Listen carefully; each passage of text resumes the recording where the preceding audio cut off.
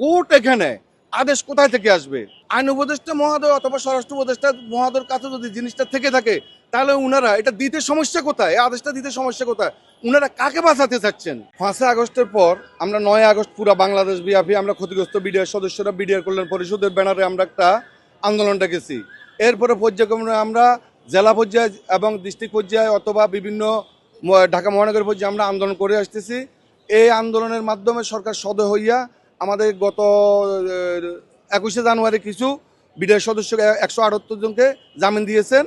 আর এখন বর্তমানে 200 কতজন যেন আমাদের আবার জামিন হয়েছে গত 16 তারিখ। কিন্তু এই জামিনটা হওয়ার পরে ওই দিন এখানে কোনো শুনানি দেয় নাই যে কবে বাইর হবে।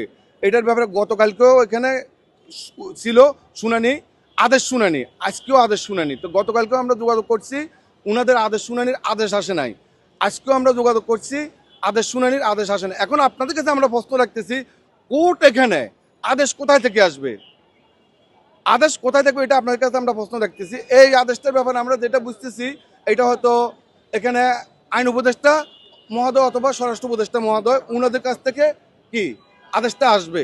তো এই আদেশটার জন্য উনারা শুনানিটা করতে পারতেছেন। এখন আমার প্রশ্ন হলো যে আইন উপদেষ্টা মহোদয় অথবা স্বরাষ্ট্র উপদেষ্টা মহোদয়ের কাছে যদি জিনিসটা থেকে থাকে তাহলে উনারা এটা দিতে সমস্যা কোথায়? এই আদেশটা দিতে সমস্যা কোথায়? উনারা কাকে বাঁচাতে চাচ্ছেন? উনারা কাকে বাঁচাতে চাচ্ছেন? ইতিমধ্যে আপনারা সকলে জানতে পারছেন এই ঘটনার সাথে জড়িত কে। এই ঘটনার সাথে জড়িত কে আসলে বিডিআর সদস্যদেরকে বলির পাঠা বানানো হয়েছে। আপনারা এখানে দেখবেন 850 জন বিডিআর সদস্যকে কারাগারে রাখা হয়েছে এবং 18,519 জন বিশেষ আদালতে এবং ডিজি সামারি কোর্ট, সিউজ সামারি কোর্ট সব কোর্টে 18,519 জনকে চাকরিচ্যুত করা হয়েছে। এখন আমরা চাচ্ছি কি প্রকৃতম দোষী যারা আছে তাদের বিচার হোক, এটা আমরাও চাচ্ছি, আমাদের জেলবন্দি পরিবারও চাচ্ছে এবং আমাদের শহীদ পরিবারও চাচ্ছে। চাচ্ছে না কারা কারা ফুল স্টপ দিতে চাচ্ছে এগুলো আপনারা একটু খেয়াল করতে হবে। এখন প্রশ্ন হলো যে আমরা যেরকম প্রকৃতম অপরাধীদের বিচার চাচ্ছি, সকলে চাচ্ছে, এখন কাকে বাঁচাতে চাচ্ছে? বাঁচাতে চাচ্ছে মূলত তৎকালীন শেখ হাসিনা এই ঘটনার সাথে জড়িত, জাহাঙ্গীর কবির নানক এবং ফজলে আহমেদ তাপস, এরা সকলে জড়িত। ইতিমধ্যে আপনারা সম্পূর্ণ মিডিয়ার মধ্যে জানছেন এবং তাদেরকে বাঁচানোর জন্য এই কালক্ষেপণগুলো করা হচ্ছে।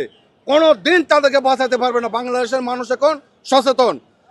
সর্বপ্রথম ক্ষমতায় আসার পর পিলখানায় বিডিআরের হত্যাকাণ্ড ঘটিয়েছে। 2 নম্বরে শাপলা চত্বরে হেফাজত ইসলামের হাজার হাজার ভাইকে শহীদ করা হয়েছে। 3 নম্বরে 5 আগস্ট হাজার হাজার ছাত্র এবং জনতাকে শহীদ করা হয়েছে। এই 3টার বিচার অবশ্যই বাংলার মাটিতে করবে। জনগণ সতর্ক হয়েছে এবং সচেতন হয়েছে, অবশ্যই 3টার বিচার করা ছাড়া জনগণ কোনোদিন ছাড়বে না। আর এই 3টার বিচার যারা আড়াল করতে চাবে হয়তোবা তাদেরকেও জনগণ সাথ দেবে না। ধন্যবাদ। আমরা চাচ্ছি এতটুকু যে আমাদের যে সমস্ত ভাইয়েরা জামিন পেয়েছে অতি তাড়াতাড়ি তাদেরকে জামিন দেওয়া হোক এবং যে সমস্ত জেলবন্দি ভাইয়েরা আরও রয়ে গেছে ওখানে নির্দোষ জেলবন্দি ভাইদেরকে জামিন দেওয়া হোক। আমাদের ফাঁসি এবং যাবজ্জীবন যারা আছে তাদের ভিতরে অনেক শতে ভাই আছে নিরপরাধ, তাদেরকে জোর করে ওখানে কি করছে সাক্ষী বানানো হয়েছে। সাক্ষী দেয় না বিদায় তাদেরকে আজকে গলার ফাঁসি লাগানো হয়েছে। একমাত্র এই হুকুমদাতা হয়েছে যে কে? এই হুকুমদাতা হচ্ছে শেখ হাসিনা। শেখ হাসিনা যেভাবে ডিসিশন দিচ্ছে ওইভাবে তৎকালীন ডিজি চলছেন, তৎকালীন ডিজি মহোদয় ওইভাবে চলছেন। ওর আদেশের বাইরে তো যে গেছে হয়তো আয়নাগরে গেছে না গুম হয়ে গেছে, ওই ভয় থেকে তারা বাঁচার জন্য এই রায়টাতে দিচ্ছেন। তা আমরা চাই এটা একটা সঠিক বিচার হোক। আর সঠিক বিচার যদি না হয় আর 18,519 জন বিডিআর সদস্যকে যদি চাকরিতে পূর্ণ বহাল না করে, গত 15 তারিখ আমাদেরকে আন্দোলনে স্বরাষ্ট্র উপদেষ্টা কথা বলছিলেন, আবার এর মাধ্যমে আমাদের সাথে মিটিং করার কথা, উনি কিন্তু মিটিং করেন নাই। যদি আমাদের সুস্থ একটা দেওয়া না হয় তাহলে পুরা বাংলাদেশ ব্যাপী আমরা কঠোর আন্দোলন দিব, প্রয়োজনে আমরা শহীদ হব। আমরা তো মৃত্যু 2009 সাল হয়ে গেছি ভাই, আর মৃত্যু কিসের ভয়? আমরা কিছু মৃত্যুকে ভয় পাচ্ছি না। 2009 সালে আমাদের মৃত্যু হয়ে গেছে, প্রয়োজনে আমরা কঠোর আন্দোলন দিব। আমরা হাজার হাজার ভাই আমরা শহীদ হব। আমার বাড়ি হচ্ছে কুমিল্লা মুরাদনগর। আজকে দীর্ঘ 17 বছর ধরে আমার 2টা ভাইয়া কারাগারে আসছেন। আসলে বিশ্বাস করি আমাদের ভাইয়ারা বিনা অপরাধে ওনারা জেলখানায় আসছে। আজকে ওনারা বিডিআররা কোনো আজকে অন্যায় করতো, বা বিডিআর আজকে দোষী করতো, আমি এটা মনে করি যে হ্যাঁ বিডিআর আসলে দোষী করছে। আসলে বিডিআর কোনো দোষী করে নাই। বিডিআর বিনা অপরাধে বিডিআর আজকে 17 বছর তারা কারাগারে বন্দি কারাগারে আছে। আমার ভাইয়া 10 বছর সাজা খাটার পরে আমার ভাইয়ারে কেন ছাড়তেছে না? আমার ভাইয়া কি বের হওয়ার যোগ্যতা নাই? আমার ভাইয়া কি জামিনের যোগ্যতা নাই? আমার ভাইকে আমাদেরকে তারিখের উপরে তারিখ, এই 6 মাস ধরে আমাদের তারিখের উপরে তারিখ দিচ্ছে। আমার ভাইয়ারা এখনো কেন আমার ভাইয়ারা জামিনে বের হতে পারতেছে না? অন্যান্য বিডিআরা বের হতে গেছে, আর অন্য আসামির বড় বড় আসামিরা বের হয়ে যাচ্ছে। আমার ভাইয়ারা কেন বের হতে পারতেছে না? আমার চাই আমার ভাইয়ারা জন্য আজকের ভিতরে আমরা জামিন হোক, আজকে যেন জামিনের আদেশ হোক। কালকে আমাকে কি তাল বাহানা করে করছে, আমরা আর তাল বাহানা সহ্য করতে পারতেছি না। আমরা আজকের ভিতরে আজকে বিডিআর গুলা আজকে যেন মুক্তি জামিন দেও, আমি এটা আশা করি।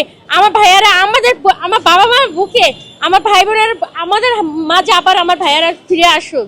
আমরা একটাই দাবি, আজকে আমার ভাই বিয়ে করে কেউ বিয়ের সাথে না করে আজকে অন্যরা জেলখানাতে আছে। অনেক বিডিআর আঙ্কেলরা মারা যেতেছে।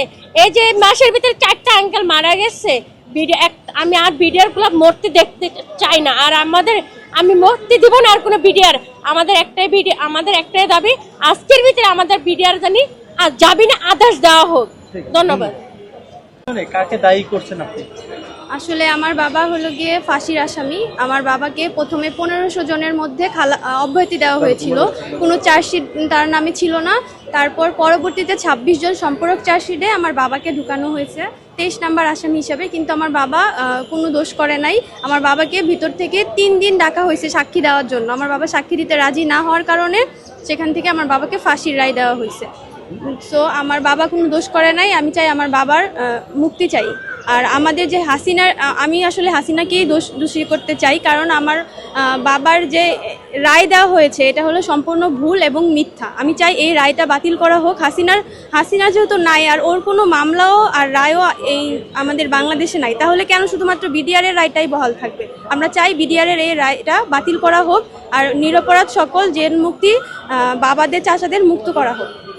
যেটুক জানতে পারছি যে সাবেক শেখ হাসিনা এর সাথে জড়িত, ভারতের রয়ের লোক জড়িত, বাংলাদেশের সেনাবাহিনীর কিছু অফিসার জড়িত, তৎকালীন সরকারের কিছু মন্ত্রী জড়িত, এগুলি তো আমরা জানতে পারছি এবং তদন্ত বাহির হচ্ছে।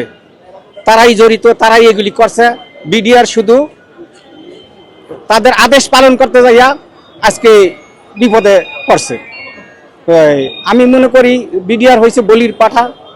যারা প্রকৃত অপরাধী তাদেরকে বিচারের আওতায় আনে নাই, তাদেরকে দূর রেখা বিডিআরকে বিভিন্ন মেয়াদে সাজা দেওয়া হয়েছে।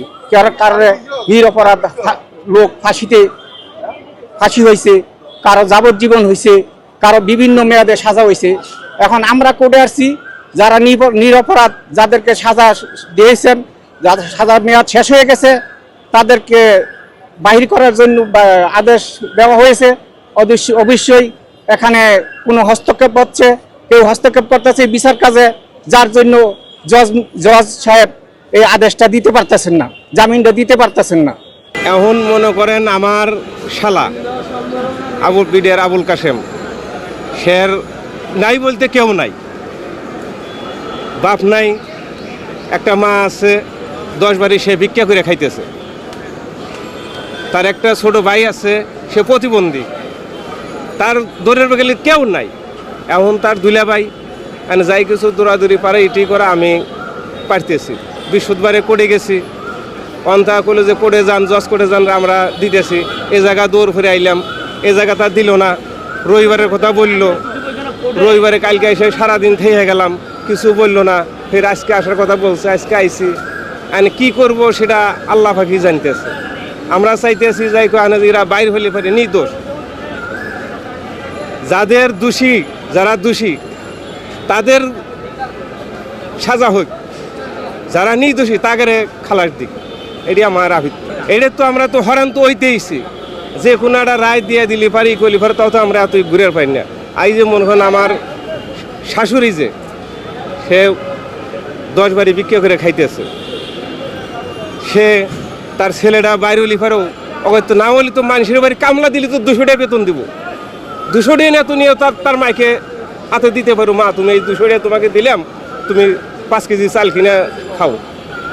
এই আমার এই, আর তাছাড়া কি কর। আমি সরকারের কাছে এই আমার আবেদন যে যেভাবেই কো অনুরোধ করি একেবারে যেভাবেই কো আগের মুক্তি করে দিক, আর যারা দোষী এদের শাস্তি দিক, তাতে আমার কোনো অভিজ্ঞতা নেই।